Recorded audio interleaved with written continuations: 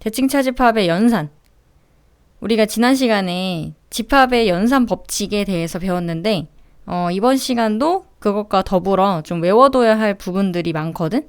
그래서 먼저 대칭차집합이 뭔지에 대해서 배워보자.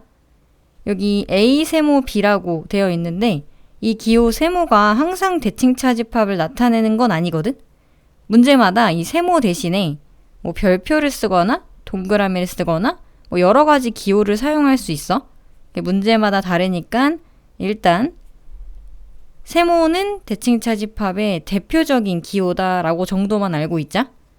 자, 이제 보면 얘가 기본적인 대칭차집합의 표현이야. 그래서 이름 자체가 대칭차집합인 이유이기도 하거든. A 빼기 B, B 빼기 A. 이 양쪽이 대칭이지 현재. 이해돼? 그 대칭차집합 하고 나서 여기에 합집합으로 이렇게 이어진 이 한 묶음을 우리는 대칭차집합이라고 불러. 자, 그러면 이거 벤 다이어그램으로 영역 표시를 먼저 좀 해줄게. A, B를 그려놓고 A에서 B 뺀 거, 이 부분과 B에서 A 뺀 거. 자, 이 부분. 이게 바로 대칭차집합의 영역이거든? 근데 우리는 이 표현이 여러 가지가 있다는 걸 또 알고 있어야 돼. 얘랑 같은 표현이 또 뭐가 있냐면 이 둘이 합쳐서 자, A 합집합 B 합친 다음에 이 겹치는 부분을 빼도 똑같은 영역이 나오지? 그래서 이 두 번째 표현 굉장히 중요하게 알아둬야 되고, 그리고 지금 첫 번째 표현과 두 번째 표현을 각자 표현법만 다르게 다시 써볼게. 자, 첫 번째, 이 차집합 자체를 표현을 교집합으로 바꿔주는 거. 그리고 B 교집합, A 여집합. 이렇게 써있을 수도 있다. 그럼 같은 표현 괜찮지? 그 다음에 자, 이것도 차집합을 다시 표현해줄게. A 합집합 B 마이너스 차집합을 교집합으로 바꿔주고 뒷부분에 통째로 여집합. 이렇게 써있을 수도 있다. 자, 더불어서 이거를 드모르간 법칙 해주면 이 여집합이 다 뿌려지는 거다. 그럼 A 여집합, 합집합, B 여집합. 이렇게 써있을 수도 있다. 그러니까 여러 가지 표현이 있지만 우리는 크게 두 가지 표현에 좀 집중해서 알아두자. 왜냐하면 자주 등장하는 표현 이렇게. 그리고 나머지가 추가적으로 있다. 바꿀 수 있어 충분히. 그럼 이제 이 연산의 성질에 대해서 좀 볼게.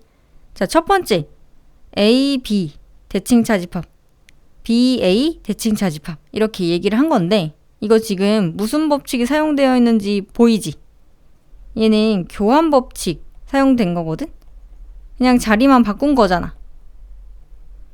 자, 대칭차집합은 실제로 교환 법칙에 대해서 성립을 해.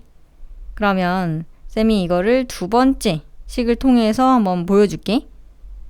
A, B 위에 거 요 그림 이용해보면 영역이 저렇게 칠해질 건데 이번엔 B, A 해볼게. 그러면 여기 B에서 A 빼고 그 다음에 A에서 B 빼서 합쳐라 이렇게 되는 거 해도 되고, 아니면 이 A 합집합 B 이 두 번째 거 사용을 한다면 B 합집합 A에서 비교집합 A 이걸 빼자는 거지. 사실상 어차피 이 B, A 합집합과 교집합에 대해서 어차피 교환 법칙이 된다고 배웠기 때문에 그냥 똑같겠네. 바로 인정이 되고, 그리고 여기서 실제로 그걸 칠해보면 당연히 똑같은 영역. 이 부분과 이 부분이 또 칠해질 거다. 됐지? 그래서 똑같이 교환 법칙이 성립하는구나. 대칭차집합에 대해서. 두 번째 볼게. A 대칭차집합 B는 이 여집합 각자 단 것과 일단 같아. 결론이 그런데 왠지 한번 또 보여주자면 자, 이 부분 빼기로 연결을 해볼게. 앞에 거에서 뒤에 거 빼고 합집합, 뒤에 거에서 앞에 거 빼고. 됐지? 그럼 이거를 또 바꿔볼게. 여집합 달고 중간에 교집합, 뒤에 B의 여집합이 B로 바뀌어 있겠지? 자, 이렇게 자유자재로 좀 할 수 있어야 된다. 자, 그러면 지금 써있는 이 식, 요거 다시 써볼게. A 여집합 B 입장은 이거를 얘네들이 자리 바꿔도 되지. 이 교집합에 대한 교환법칙 성립하니까. 그럼 B 교집합 A 여집합, 그 다음 얘네도 자리 바꿨으면 A 교집합 B의 여집합, 이렇게. 그러면 이 왼쪽 오른쪽 합집합에 대해서 둘이 또 자리 바꿔도 되지. 그 자리 바꾼다면 이 첫 번째 식이 되어 있을 거거든. 이걸 아예 바꿔서도 한번 써줄게. B 빼기 A랑 A 빼기 B, 이렇게 보여줘도 되고. 그러면 방금 봤던 B 빼기 A, A 빼기 B 집합 어차피 똑같더라 라는 거를 주르륵 지금 식으로 증명을 해줄 수 있다 라는 거. 자, 그러면 이제 얘는 좀 외워두면 좋겠지. 이게 과정이 너무 귀찮잖아, 그치? 그러니까 여집합을 각자 달면 원래 기존 A, B 대칭 차집합이랑 똑같다. 당연히 얘네 자리 바꿔도 되겠지? 교환법칙 성립한다고 했으니까 대칭 차집합에 대해서. 그 다음에 3번으로 좀 가볼게. 자, 3번은 이게 A, B, C 기준으로 앞에 먼저 하냐 뒤에 먼저 하냐, 왼쪽 오른쪽이 그 차이인 거지. 그러면 이 오른쪽 좀 먼저 해볼게. A 대칭 차집합 B, 우리가 영역으로 한번 생각을 해볼까? 그럼 얘를 칠해 놓을게. A 대칭 차집합 B는 이렇게 칠하기로 했지. 자, 이때 C라는 거를 쌤이 또 따로 칠해 놓을 건데, C 영역 이만큼을 칠했어. 자, 이렇게 칠했을 때 이걸로 가보자. 초록색 영역과 빨강색 영역으로 생각을 해볼 때 대칭 차집합은 그 영역을 합친 거에서 겹친 거, 합집합에서 교집합 한 거를 빼기로 했어, 그치? 그러면 초록색이랑 이 분홍색 합친 거에서 겹치는 걸 빼게 된다면 겹치는 부분, 여기 이 부분 보이지? 이게 동시에 칠해진 부분이고 그 부분을 빼고 다시 칠해보면 정답이다 라는 얘기야. 그러면 결론만 다시 진하게 칠해볼게. 결론을 다시 칠하게 되면 이렇게 ABC의 큰 영역 칠해지고 여기 중간에 조그만 영역 칠해지는 게 결론이거든? 근데 이거를 어떻게 외워두면 좋냐면 지금 보이는 이 큰 영역, 이 큰 영역은 오로지 A, B, C 이 순수한 영역들이거든? 뭔가 겹쳐지는 부분이 아예 없는 영역. 그래서 이렇게 외워두면 좋아. 순수한 영역에다가 이 맨 마지막에 칠한 조그만 부분 있잖아. 이 조그만 부분은 셋 다 겹치는 부분이거든. 그래서 가장 많이 섞인 가운데 부분 이렇게 칠해주면 A, B, C에 대해서 추가적으로 대칭 차집합을 세 집합에 대해서 해준 거. 자, 이게 결합법칙인 거잖아. 오른쪽 왼쪽이 같다 보니까 연산의 순서를 바꾼 거. 근데 이 부분은 결합법칙은 괄호가 없어도 똑같이 성립하는 거지, 일단.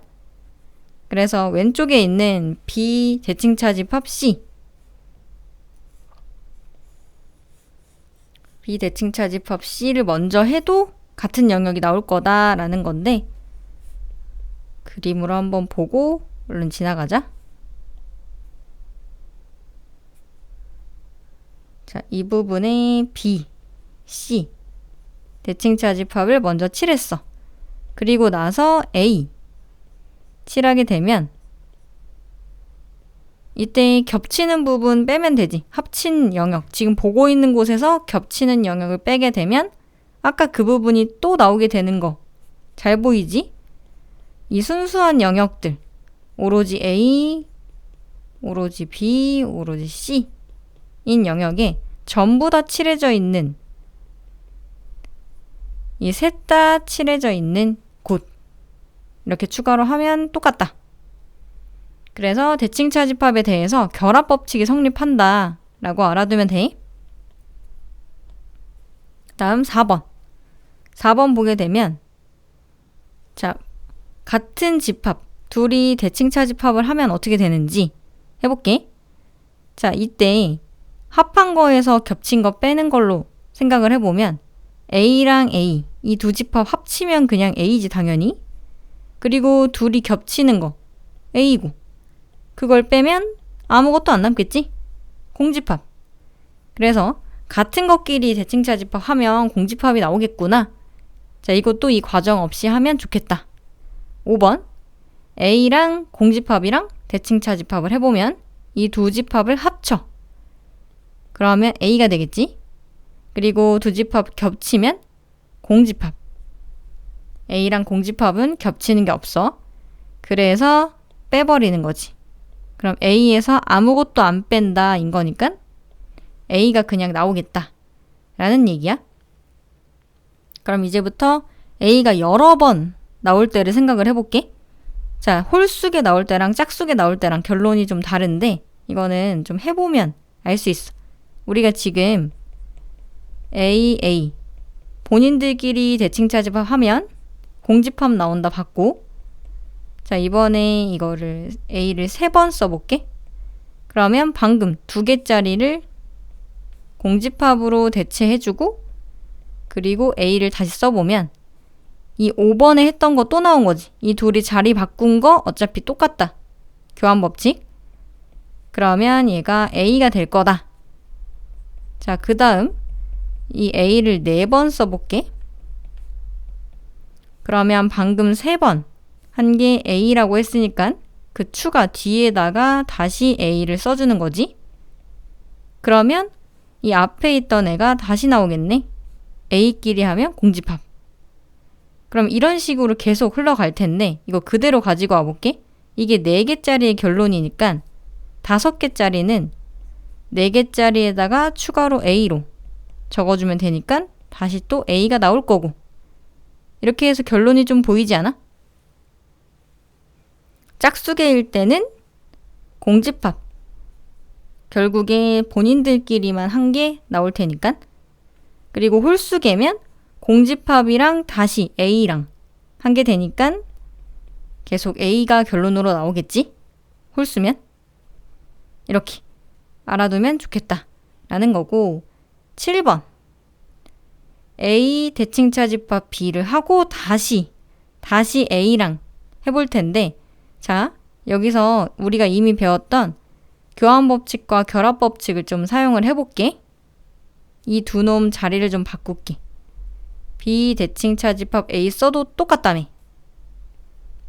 그리고 A. 자, 이때 결합법칙을 해볼게. 앞에를 먼저 하나 뒤에를 먼저 하나 똑같아. 그러면 A 다시 써도 같고, 방금 했어. A 둘이 하게 되면 공집합이 될 거다. 그럼 이번에 B랑 공집합이랑 하게 되면 이 A 나온 것처럼 이번에 B가 나오겠지? 이렇게 해주면 되겠네. 그래서 교환법칙과 결합법칙을 적절히 사용해주면 간단히 바꿀 수가 있다. 8번 볼게. 여기 지금 교환법칙 굳이 할 필요 없다? 왜냐면 BB가 만나면 되게 좋거든.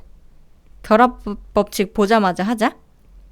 결합법칙 하게 되면 BB 앞부분에 있던 걸 뒷부분으로 먼저 해주고, 그 다음에 같은 거 둘이 공집합으로 바뀌고, 공집합이 끼어들면 그냥 앞에 있는 공집합이 아닌 집합이 나온다. 여기도 마찬가지였지? 그래서 B, A 이렇게 간단하게 결론이 난다. 자, 이런 과정들을 미리 알아두면 문제 풀 때 엄청난 도움이 될 거야.